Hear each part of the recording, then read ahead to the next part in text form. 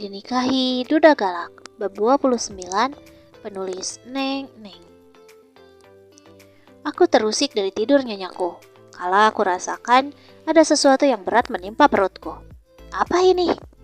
Perlahan aku membuka mata, meski masih terasa berat karena mengantuk, tapi aku memaksakan membukanya.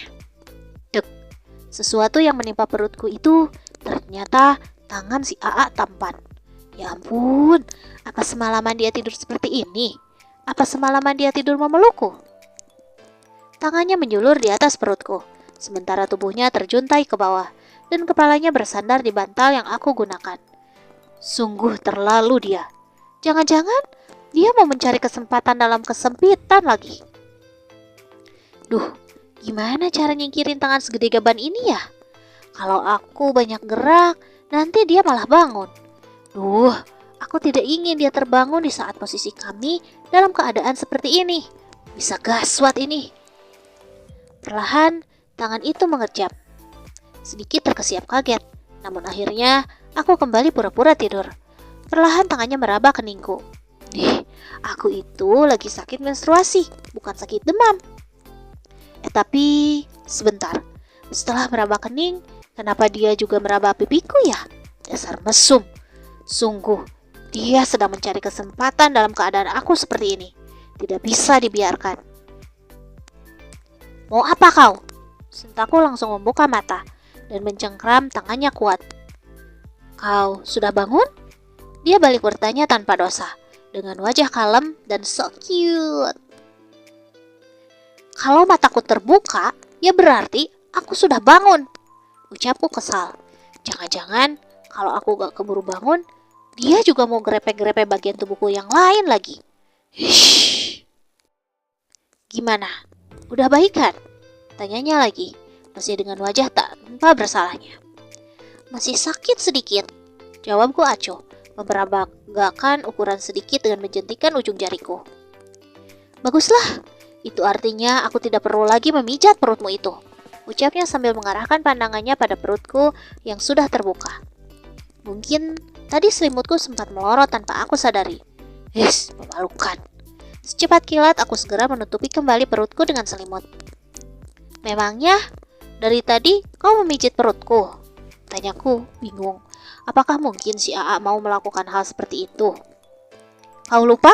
Kau yang memintanya. Wajah datar dan dinginnya langsung keluar. Ditambah tanduk dan juga asap yang mulai mengepul dari atas kepalanya. Pertanda dia sudah mulai marah. Hah? Sungguh? Pasti aku sedang tidak sadar, ucapku acuh. Padahal aku ingat sih, aku memang suka manja kalau anggota tubuhku ada yang sakit. Terbiasa kalau ada ibu dulu. Kalau sakit, pasti selalu dimanjakan. Apa? Dia mulai mengeraskan rahangnya. Ya elah, gitu aja marah. Aku mengalihkan pandanganku, menatap ke sekeliling asal tidak bertatapan dengan si A. Dasar, tidak tahu terima kasih. Mulai malam ini, tidur di luar. Seringainya membuatku terlonjak. Kemudian dia beranjak pergi ke dalam kamar mandi sambil mengurut pinggangnya. Dasar aki-aki. Aku menarik napas panjang. Kenapa sih dia itu sukanya marah-marah? Coba deh. Kalau dia itu sedikit saja tersenyum, pasti akan lebih tampan lagi kan? Aku mengedarkan pandangan. Ternyata hari sudah gelap. Sudah berapa lama aku tertidur dengan sentuhan tangannya? Aku tertidur. Apa karena aku menikmatinya? Aku tidak suka pikiran kotorku. Dinginnya angin malam ditambah dinginnya suhu AC tidak sebanding dengan dinginnya sikapmu, AA. Sikapmu itu mampu membukukan hati, kulit, hingga daging dan menusuk tulang. Aku tak sanggup. Mau kemana kamu? Bawa-bawa bantal sama selimut segala. Tanyanya datar saat dia keluar dari kamar mandi dan melihatku tengah memangku selimut dan bantal.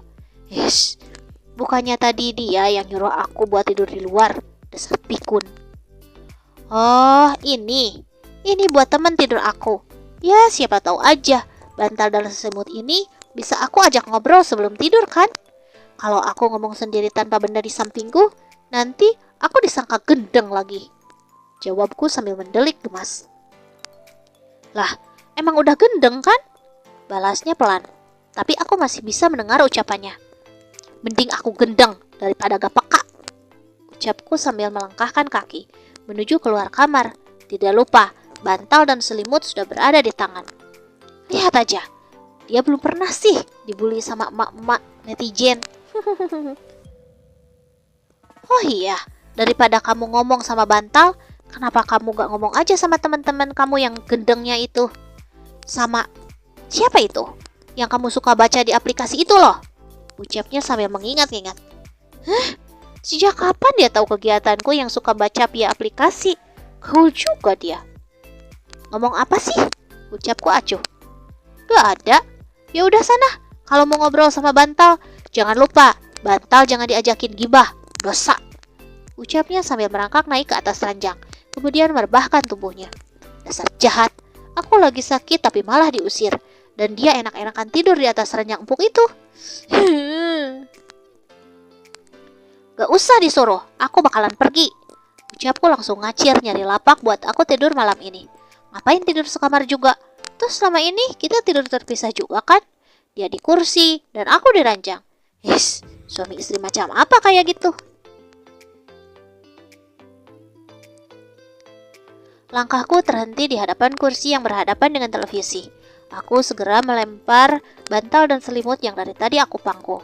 Lalu aku mulai menyambar remote, lalu memutar channel televisi yang aku sukai. Lalu channel berhenti pada sebuah tayangan di channel ikan terbang dengan judul Suamiku Kanebo Kering. Lah, itu mah aku.